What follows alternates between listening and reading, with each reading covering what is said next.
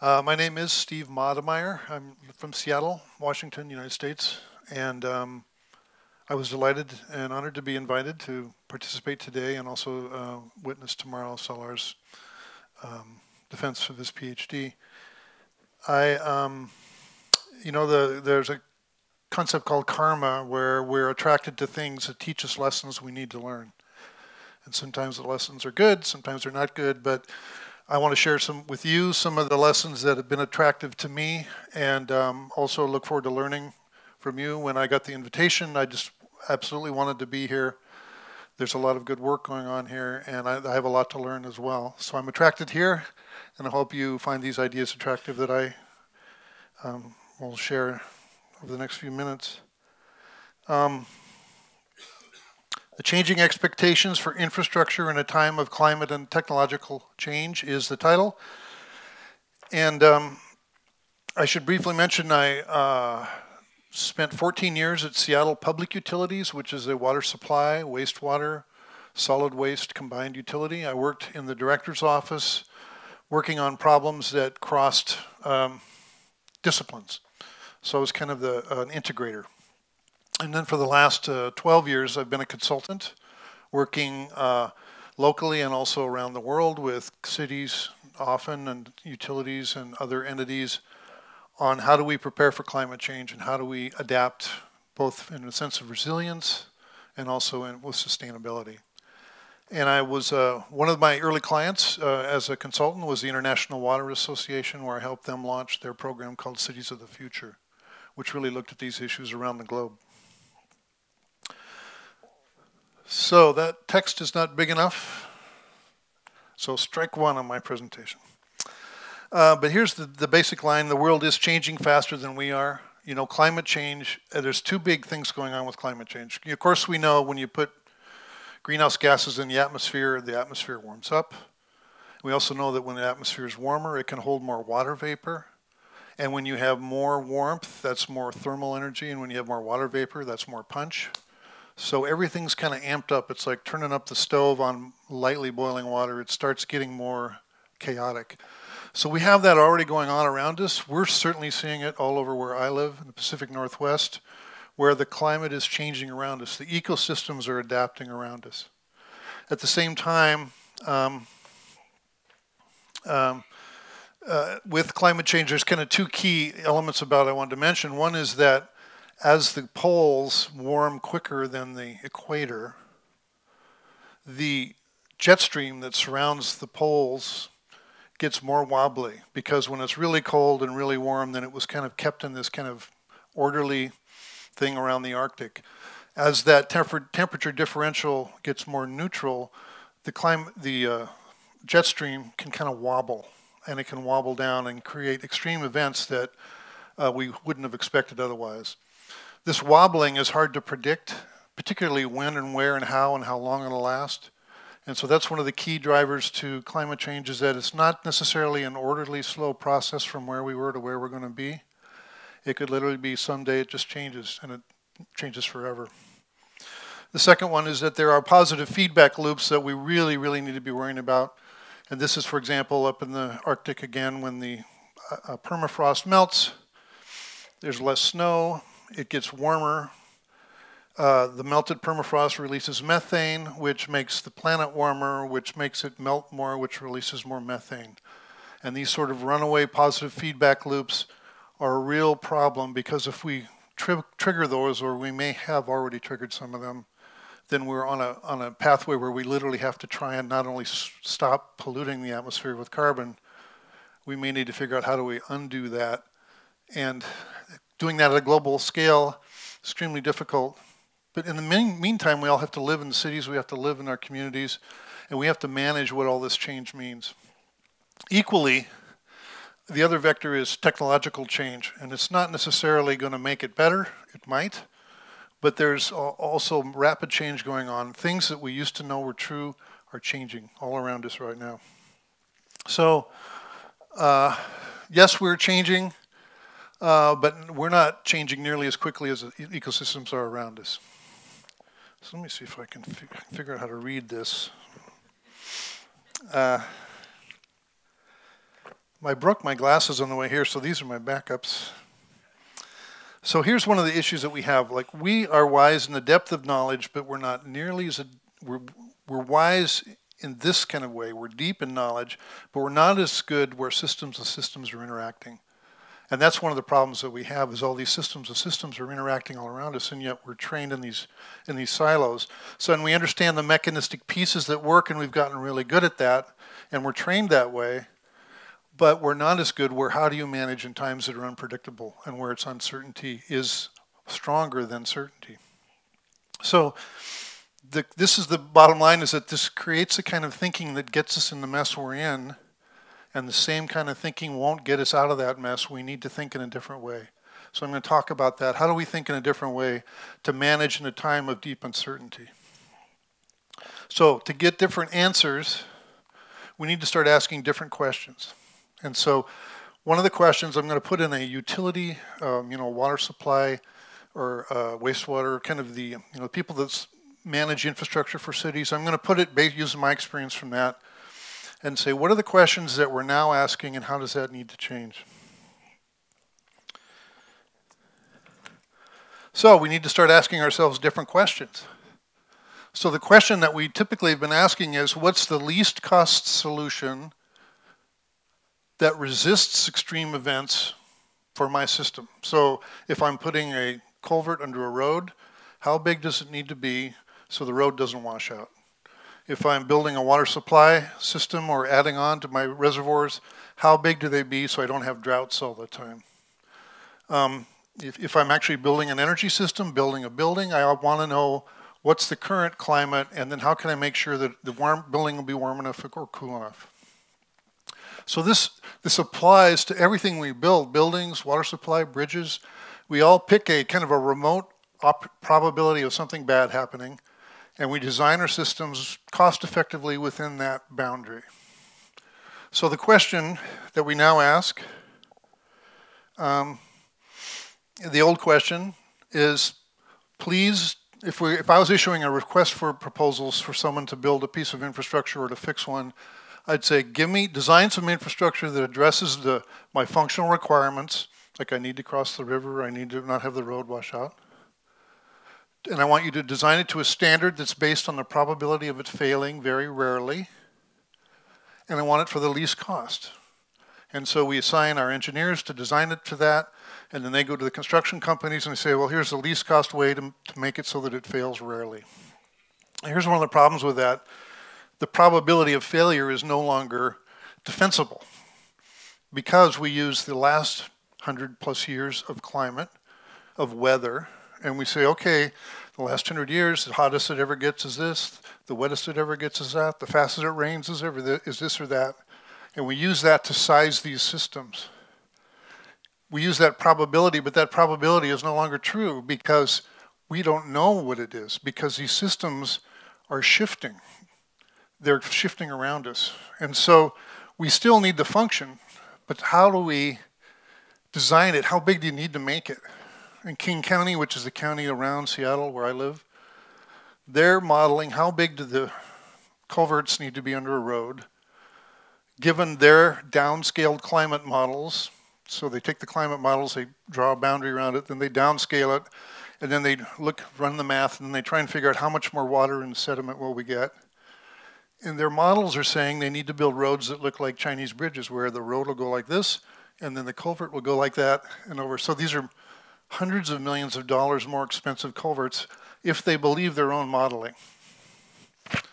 So the probability of failure is really hard time, and it creates great uncertainty. So how do you actually design things that's supposed to last 30 or 100 years when you don't know what it's going to be lasting for? What is it going to be addressing? And that's, of course, because stationarity is dead, which is the idea that the last 100 years was a good predictor of the next 30 or the next 100. It died in 2008, sadly. But this is 2019, right? And we still act like it was still alive. So we're like, zombie walking into the future, still using those same standards to design all our infrastructure. Or sometimes we'll add in a multiplier. Well, we don't know what the future is, so let's just make it 2 feet half a meter bigger, maybe that'll do it. Or maybe we'll do a lot of math and we'll say it needs to be this size or that size, like King County's doing, where they end up with funny looking roads. So this probability of failure I already explained is the issue. But it's one of the metrics that we use for designing infrastructure. That's the current model. So let's try what the new question would be. This is my proposal.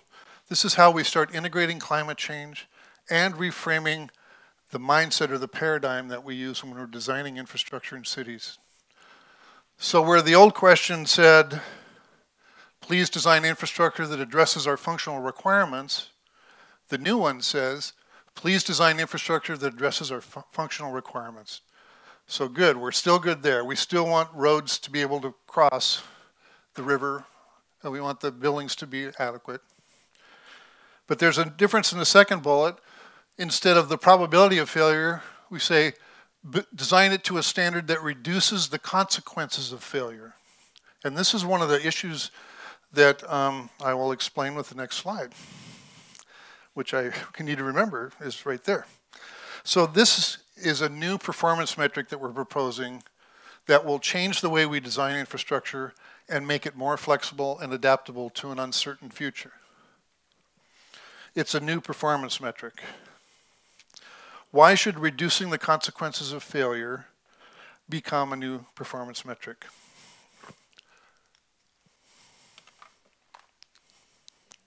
I'm glad you asked that question.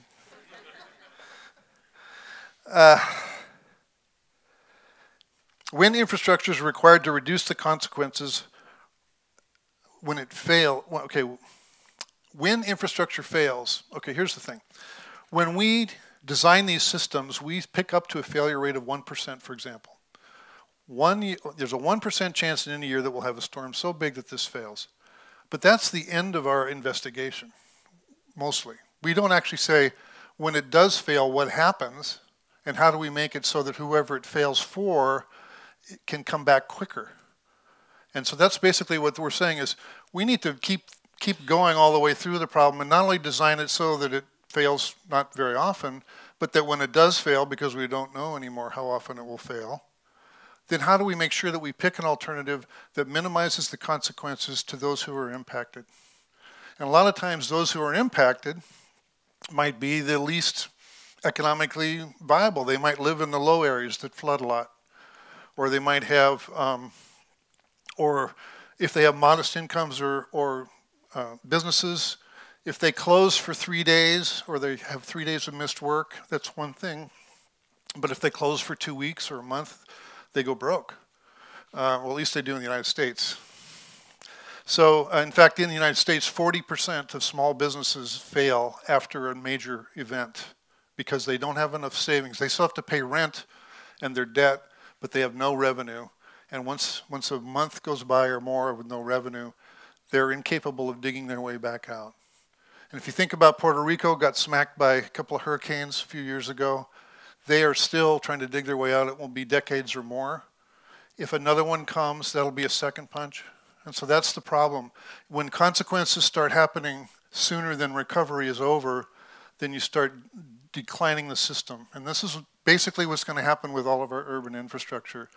We don't know if it'll be dry for months that it never used to be dry, or we don't know if it'll be flooded for months that it never used to be flooded. But we do know that it's going to be stressed and it will fail more often. So if we add consequences, that helps. So, and then the third bullet, we used to say for the least cost, well, we're mostly still there in the new bullet, for the least cost that maximizes our shared values. And this is a practical, ethical, and again, it can change the way that we think about what our work is.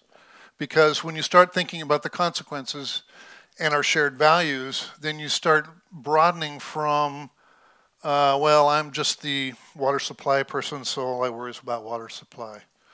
And when you think about how we get trained in our universities, if you get a PhD, you're getting extremely detailed information about a very a narrow range, unless your PhD is one of these. But mostly, we're training people like this. And even your job description or the organizations we design, we don't want the wastewater utility to be building parks or new housing developments. So we constrain what they can do with the resources they have. But this constraint makes us blind a little bit to these horizontal, these integrated impacts. So if we use shared values, then we get to something that I just, oops, that's why that's not working. Then we get to this, why maximizing shared values is so important. This graphic I borrowed without permission, although I asked for it, but I only sent it to her yesterday. Karen O'Brien at the University of Oslo. I just watched a webinar she did like Monday. She was showing this graphic and I was going, that's the one I want. That's what I'm talking about. And it basically shows that you have kind of three realms. You have the practical realm, where in 0 to 30 years we do things that we think make a difference. You have the political realm that kind of surrounds it, that kind of says yes or no to what you're trying to do in the practical realm. And then you have this outer realm, which she calls the personal, but she's calling it's where the beliefs and the values, the worldviews, and the paradigms exist that frame how we think about everything.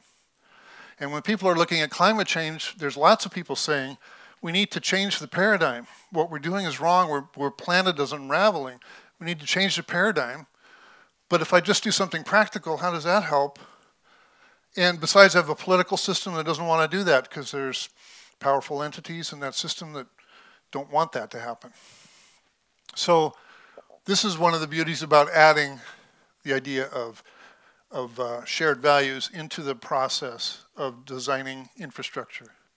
So when we do that, we tap into the fundamental building blocks of the community. And I do this. This is part of my practice. We work with communities and cities around issues where they're kind of having problems. And the first thing we do is we say, okay, and if you were all in our group when we were working, I'd say, okay, take this little sticky and write one thing that you think we all share as a value. So somebody might say equity or justice or love or whatever it is. Everyone writes and they say, okay, put it up on the wall. And they put it up on the wall. And if you see one like the one you have, then put it next to it. And what you end up with, then we all sit down again. We would see that there's about 9 clusters of ideas, of values that we share, that we all share. And then we say, okay, we're going to use these clusters to identify the best solution for what we're trying to fix. So we're not just going to use the least cost. We're also going to use the least cost that provides the most value to the community, which could be economic value, but could also be other things. When you add shared values to capital projects, the promise that you make to the entity who has to manage the budgets is, we're going to provide the same or better levels of service for the same or less cost. So if you know that a road project is going to cost $1 million,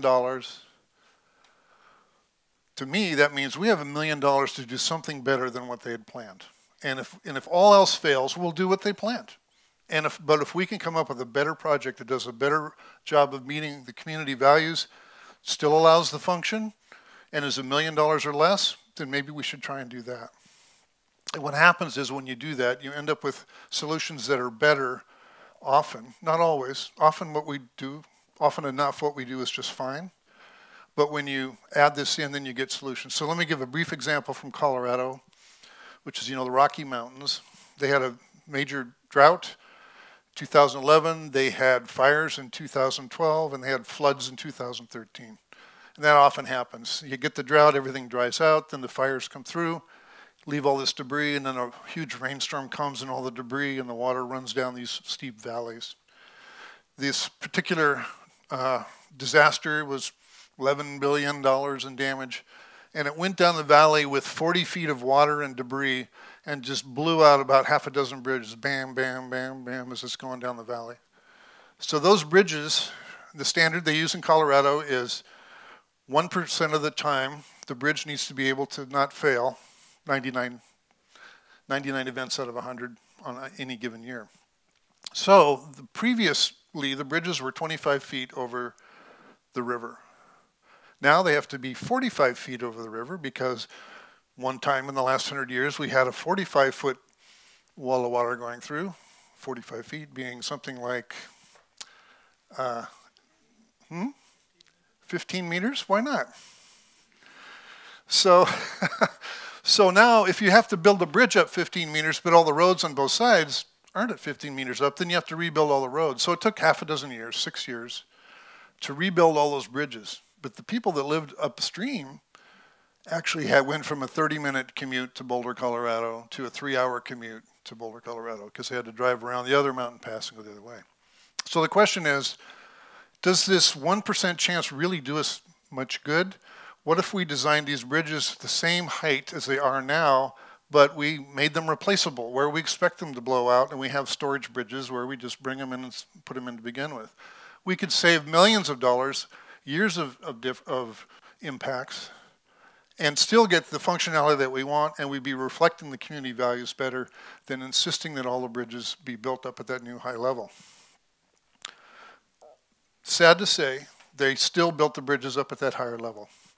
But working with the community on that issue was an important lesson for them to start thinking, maybe there really are better solutions and maybe they will cost less if we really think about what our values are. And I've worked this on another one is LaConner, which is a little seaport town that 20 times a year gets saltwater flooding.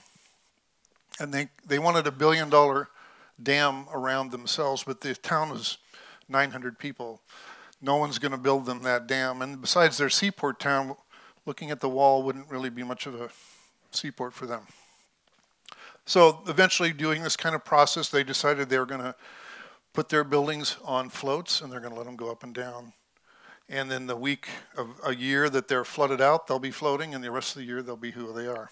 And so they changed their growth planning, changed their capital planning so that when saltwater did come in, it wouldn't hurt freshwater areas. And they did it together, and they invented it together, and they all owned it, and that really helped in that political ring. When you say, we're doing these paradigm values to decide what the best project is, and we're doing this project on action on the ground that costs the same or less, then it's much harder for the political realm to really block that when they're kind of getting it from both sides. So it really is a way to kind of transition. So the idea that we need to ask new questions in order to get these new answers, I guess, is the main #1 theme here. And we need to use the money that we spend now for infrastructure, which is trillions of dollars every year, even when we're upgrading current systems. We could use the money we're now spending to adapt them to be more adaptable and flexible and to better reflect our shared values. And we can do that just by changing the question that we ask. But when we do that, we're also building adaptive capacity into our system, and we're making it more possible to reflect that big idea, the big paradigm that we're trying to get to happen. So let me stop at that, and then we can go to, is it questions now? Okay, thank you.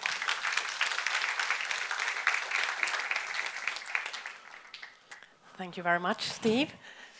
So, what new questions do you have for Steve? Gustav.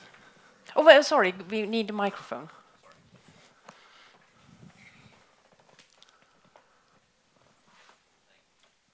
Thank you very much for interesting information for us. And we know, of course, 100-year events will maybe appear every 10 years, 10-year events will appear every 2 years, and so on and so forth.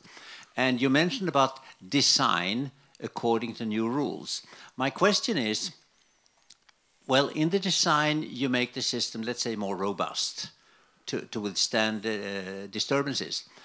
How do you look at operations to prevent the consequences of the events? And I'm thinking about, can you add, for example, in information layer, early warning systems and things like that in order to make the system more resilient? Yes, but I would first say that you don't necessarily make the system more robust, meaning more able to resist. You might make it like the Colorado example, well, we're going to break more often, but we're going to get fixed so much more quickly, it'll be a better solution. So that's one thing. You might actually, sometimes if you just keep making things more and more robust, they're more and more brittle, and then when they finally do get overtopped, whenever that is, then you've really got a mess. So if our job is to think all the way through to recovery instead of just getting the job done, then we do exactly what you said. We started with early warning systems. You create instant credit that's available in communities that are impacted by floods so that they don't have to go out of business if they miss 2 paychecks. And that's the part of what's interesting is that a lot of these alternative solutions that increase the adaptive capacity of the community help them if flooding is the issue, but it also helps them if there's another thing that happens, a big storm or something, a big drought. The same tools that make a community more robust, more adaptable, is when you think all the way through. And I did have one extra slide waiting for your perfect question. Which is that if you're trying to design a system that's resilient to change, that can adapt through changing conditions, those are the attributes that you want. And so that's another kind of a checklist that you can do to design a system that is more than just don't fail at a certain rate, but actually make the whole community more adaptable to an uncertain future. Yes. Thank you for your lecture. My name is Misa, PhD student. I just have a question, very general question. When we are talking about making changes, any change that we make in any kind of urban infrastructure that we have, it will just add to the complexity of the urban complexity that we have. And our equipment, facility, our knowledge is very limited to actually predict the next kind of consequences that we have. And you were also highlighting that it's better to hurry. And how do you explain that we don't have time to actually understand the consequences, and we are in the time that we have to hurry? I mean, in terms of like the example that you gave from the Colorado, there is no guarantee maybe if we built up the bridge with this height that you were proposing, we don't have other kind of problem in the future in terms of ecosystem or whatever. Exactly. Yeah. So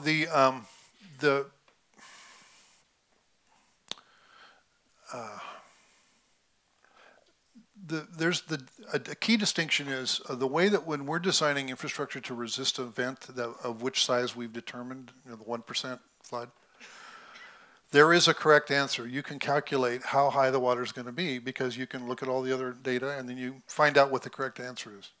So that's called complicated. There is a correct answer. You can bring in expertise and algorithms and figure out what the answer is. But when you're in a world that's complex, where the future won't reveal itself until it reveals itself, when there's things that are moving that make their own choices, where the interactions are happening outside of your control, where you don't know what it's going to be, then you want to use these attributes, and that's where complexity comes in. And you say when you're in a world of complexity, you change your decision-making paradigm. You look for shorter-term solutions that meet your need, recognizing that it may need to be very adaptable. So you maybe look at a range of scenarios of futures that you can imagine, but then you make your incremental changes in a shorter bias with the recognition that I want to, basically the no regrets idea. If I do this, I'll be better off no matter what. But when we just keep saying, I know what the answer is, I just calculated it, then we're not doing complex thinking, we're doing complicated thinking, we're resisting change instead of adapting to it. And these attributes are how species survive through the millennia. So these are based on the science of ecosystem resilience. And we're just applying those to the way we design urban systems so that we, again, will be as adaptable and flexible. Yes. Thank you for that. I'm seeing people nodding when you're speaking, so they obviously agree. You have one more question there. Hi, my name is Seth. Thank you very much for your lecture. I have a question, since what you are talking about, I'm thinking this is initiatives that will have to come from the municipality and the state. How would you recommend for the private sector, since they're mostly controlled by financial incentives, how do you recommend a change coming from the privates? Do you have any tips on how that could happen? Initiatives coming from the private sector? Yeah, that's a good question. Well, I mentioned that 12 years ago I went into private consulting, so I'm in the private sector now, and I have a bunch of clients that are private sector clients. And remember that promise I said, the same or better levels of service for the same or less cost? That when you're in the private sector, if you're going to be putting millions of dollars in something, you're hoping that you're betting correctly, that the answer is what you want. But we are still finding that there's a lot of interest in solutions that are incremental solutions that would make sense no matter what the future is. So that basically an embracing of complexity, and that there's a way to navigate through complexity when you don't know what's going to happen, and that those can be a business practices as well as other practices. So there's many companies in the renewable energy and affordable housing and others that I'm working with where it makes complete business sense to use these points of view.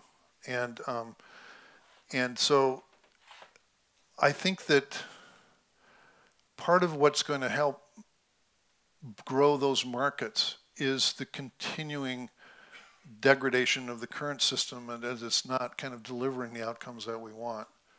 And then I also think that reframing it, for example, one of our recommendations is whenever you do one of these projects, that you explain it to the taxpayers or the ratepayers.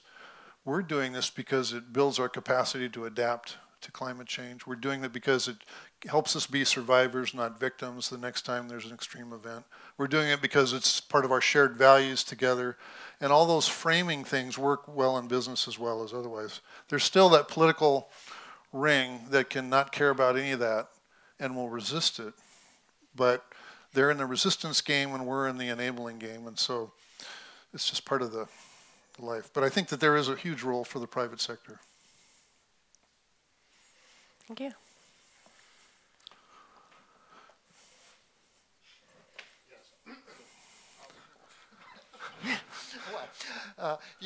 Well, the private sector. So we heard of the different sectors. They need to cooperate in different ways, and I would like to hear you elaborate a bit on what and how the state or governmental should act in this, in your view, on how to speed up things, and how can we help them from the university sort of? Yeah.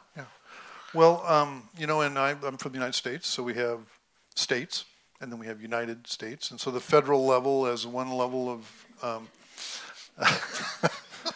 Am I going too basic for you? Okay, let's take this to the 201 level. So, for example, in Washington State, where I live, they have adopted value planning as something that they will fund if a community wants to do it. So.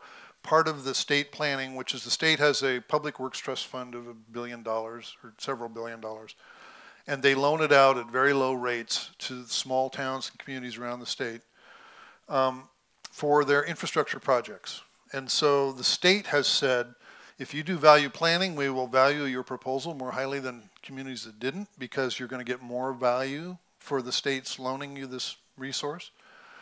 And so that's one way the state can incentivize through saying, if you do this diligence of asking the new question, then we're going to rank that higher when your solution comes in and shows us how you're doing that. So that's one way the states the state of Washington is playing. Colorado, where I also did some work, that state, they're also taking more of an explicit resilience approach, but it's akin to what I'm laying out here. So they are creating incentives through the DOLA, which is Department of Local Affairs, again, with funding and incentives and planning for people to start thinking in this more integrated way. So that's a key piece, I think, is the state can reinforce that. At the federal level, they're doing an impeachment, so they're not doing anything. Okay, thank you very much, Steve. Oh yeah, thank you. There's one question. Short one. I was thinking about, you're from United States. My name is Lena Blom, by the way. Looking at Europe, we have the Water Framework Directive. I assume in the States you have another kind of view about the water issue, sharing water, private-owned water. How do you think that will affect the possibility to make measures? Yeah. So yeah, the framework directive for water, where is really good model. In the United States, where we have water rights that are owned by people or entities, and they have the theory first in time, first in right, meaning since I got my water right in 1890, I'm more important than you who got it in 1990. So the 1890 water right holders sometimes they hold more water rights than are in the river itself or in the basin. So the rights exceed the water that's available. That's the Colorado River, which is a major supply in the southwest of the United States, including Los Angeles. That's the case there. There's more water rights than there is water. So what you do is what we've done. We used a similar, it wasn't value planning, we called it watershed planning when we did it, but we basically, again, pulled together all of the interests, the water right holders, industry, real estate development, governmental, local, state, tribal. At the time I worked for Native American tribe, so I was representing Native American interests, and they're actually quite strong because the first in right idea is they were there before anybody, so they actually have a pretty senior right. Anyway, and we basically did that shared values exercise. We said, what do we all really value together? And then we negotiated an outcome. And the farmers, who everyone figured was going to be the toughest because they literally can't plant if they don't have their water. And the fish that the tribes owned, they can't swim upstream if the water's in the field instead of in the river. So there was definitely a kind of a lose-lose thing going on there. At the end, we reached agreement around shared values that the farmers would let that year go if that's what it took for the fish, if the tribes would do other things that made sure that it wasn't just willy-nilly fishing making the problem, it really was the flow.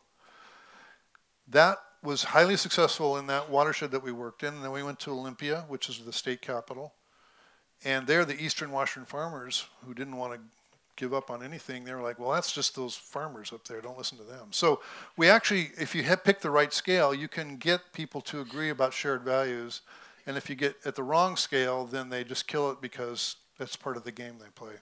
So again, I think that I hadn't thought of it till just now, but that example was the Karen, what's her name? Yeah, Karen O'Brien model, where we were doing a local thing and we were framing it in this paradigm in a way that made it worked at the political level locally, but it wasn't able to spread. But we needed to basically replicate that process, which actually the state has done since. There's now been 26 watershed plans. Well, thank you for your time. I enjoyed. Looking forward to the rest of the day. Thanks.